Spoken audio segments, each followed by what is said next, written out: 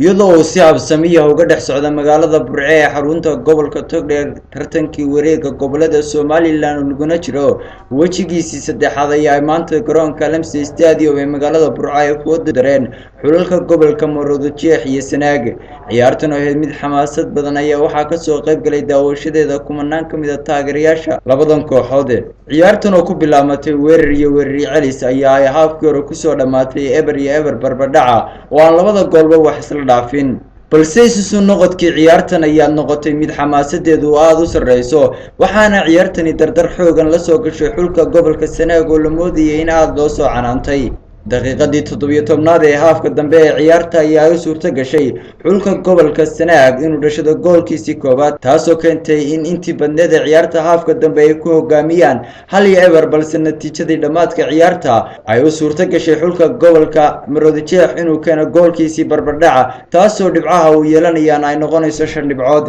dhinaca kale aan soo diyaarno in afarta waxa weeye kulay ciyaartaas aan waa u diyaargarno ciyaarta afarta oo rajayna inaan kulay ciyaar wanaagsan muujino guul la ka keeno insha Allah. وانا وحوي لا يبقى كبر وينا على يقولش نسيب وانا دلنا ان شاء الله. والله هذا عيارتي wanaagsaneyd كنت waxa ciyaarti koobaad aan iiwaad ka ta ciyaarti aan ciyaaro dhan marka ciyaartu waxa wallahi ciyaar aad iyo aad u wanaagsan ciyaar fiican oo aad u ragbahay runtii waxaan ku dhamaatay natiijo fiican oo barbardhaca inkastoo uu qalanayaan badina gool badan oo sax dhashay garsoorku diiday laakiin si wanaagsan ay ku dhamaatay waxaan ku qanacsanahay maadaama aan 5 dhibcood aan gaarnay in guriga ka soo baxshay dhibcood kalena tartankii orodada fudud ee ka socday ka barbar socday tartankan ciyaaraha gobolada Somaliland ayaa maanta kaalinta koobaad ee orodkaas ay ku guuleysteen xulka gobolka Togdheer,